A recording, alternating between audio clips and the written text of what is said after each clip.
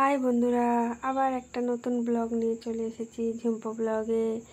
সবাইকে স্বাগত। সবাই কেমন আছো? ওই বৃষ্টির দিনে পুজো আসছে, সাথে বৃষ্টিও নিয়ে আসছে। বৃষ্টি হচ্ছে বলে যে লোকের আনন্দ কমে যাবে এটা কিন্তু না, একদম ভুল ধারণা। বৃষ্টি হচ্ছে যেরকম লোকের সাজুগুজুও সেরকম বাড়ছে। দেখতেই পাচ্ছ আমি টোটো করে যাচ্ছি, চারদিকে জলে জল, তাও কাস্টমার বাড়ি গেছি। কাকিমা অনেকবার আমাকে ফোন করে, অনেক বড় চুল তো আসবে, তো বৃষ্টি হচ্ছে বলে আমি করবো না, এটা ভেবো না, আমি করবো, কিন্তু আমি এই বৃষ্টিতে বেরোতে পারবো। কি কাট করবে তুই? স্ট্রেট একটুখানি তো, এইটুকু একদম। তা আমি গেলাম।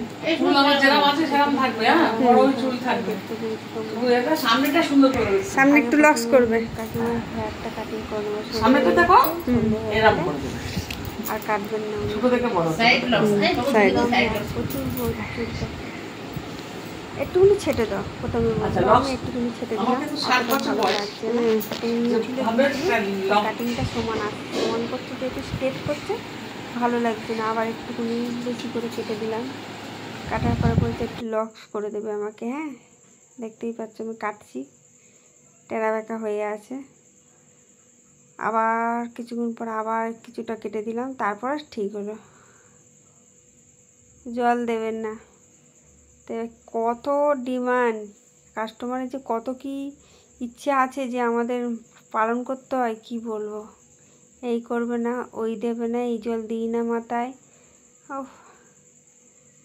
মাথা এক এক সময় গরম হয়ে যায়, ভালো লাগে না, কি বলবো তোমাদের, বলে বোঝাতে পারবো না যে মানুষের কত রকমের বায়না আছে।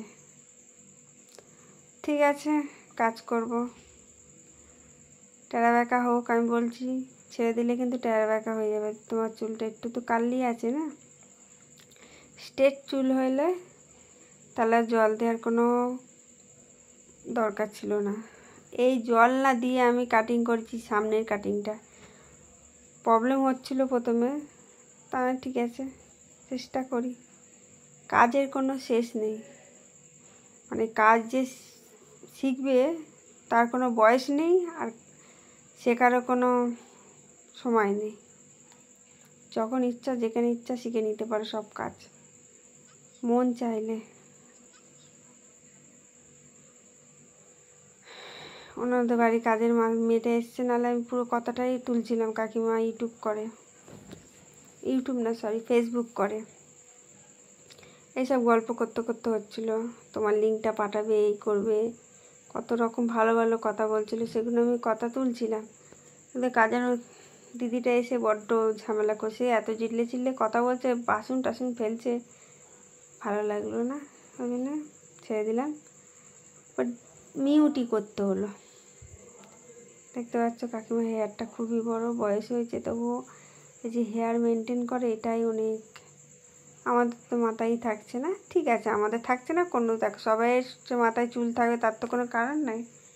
উঠে গেলে তুমি কি করবে? ওটা কি ফেভিকুইক দিয়ে আটকাবে? অনেক কারণে ওঠে। কেউ কি আর চায় অসুন্দর দেখতে লাগুক নিজেকে? কেউ চায় না, আশা করি সবাই চায় সব দিক দিয়ে পারফেক্ট হতে, সুন্দরী হতে, কিন্তু সেটা হয় না। ফাইনালি সবাই সব কিছু পায় না, কোনো জন্মেই পাবে না, মানে যে জীবনেই পাক, কোনো জীবনই পাবে না, কিছু না কিছু খামতি থাকবে, সেটা পাওয়ার জন্যই আমরা এত লড়াই করি। আলটিমেট কিছুই পাই না, না পাওয়া নিয়ে জীবনটা কেটে গেল অর্ধেক, আর কিছুটা জীবন আছে, কাটিয়ে দিই। এই কাকিমার কাটিং করছি, কি তোমাদের কাছে শেয়ার করব, সেরকম করে আসতে পারছি না লাইভে, ভালো লাগছে না। সামনে বসে যে একটু কথা বলবো না, সেই মুডটাই নেই, মাথা যন্ত্রণা এই বৃষ্টিতে ভিজে ভিজে। আর যাওয়ার সময় তো আমি যেখান থেকে যে উঠছি সেটা তো ভালো রিক্সা স্পট থেকে উঠছি, আর বাড়ির সামনে গিয়ে নামছি, সেখানে তো রিক্সা নেই, টোটোও নেই। এই জলে ঘেঁটে ঘেঁটে না ঠান্ডা লেগে যাচ্ছে, তারপর আমার তো একটু মাথা যন্ত্রণার আছে হবে। দেখতে হচ্ছে কাকিমা অনেক লং চুল, উনি ঘরে বসে বসে সমান করে ধরে সমান করে কেটে দিয়েছে, আর তো সেটা তো লক্স হয় না। না, আমি বললাম একটু ছোটো না করলে ভালো লাগবে না, আমি সামনেটা একটু লেয়ার করে দিই, ভালো লাগবে। তখন শুনলো না, যখন এই লেজের মতন লাগছে তখন বলছে একটু ছোটোই করে দাও। সবাই একটু টাই করে, এতে চুলটা কেটে দেবে এতটা চুল, ওই জন্যে। আর ঠিক আছে, কাকিমা খুব ভালো, খুবই ভালো। আমি আগে তারা একটু বড় করে কেটে দেখি। দেখো আমি কেটে দিলে চুলটা আমি আর লাগাতে পারবো না, তাই একটু একটু করে কাটানো ভালো। পার্লারে আমার চুল কাটিংয়ের ডিপার্টমেন্ট ছিল না সত্যিকারে। আমাকে শিখতে হবে, তবে না তারা সেই ডিপার্টমেন্টটা নেবো। এইসব যারা কাজ করে এই লাইনে তারা জানে, সবাইকে বলে বোঝানো যায় না। তা আমি চেষ্টা করছি, কতটা সাকসেস হয়েছি আমি সেটা যারা করে তারা বলতে পারবে। চলো এত বকবক করবো না, আমার ছোট্ট একটা ভিডিও সবাই ওয়াচ করো, পাশে থেকো, আমিও সবাই পাশেই থাকছি। আশা করি তোমরা দেখতে পাচ্ছ তোমাদের ভিডিওতে কমেন্ট যাচ্ছে কি, আমাকে জানিও তোমাদের।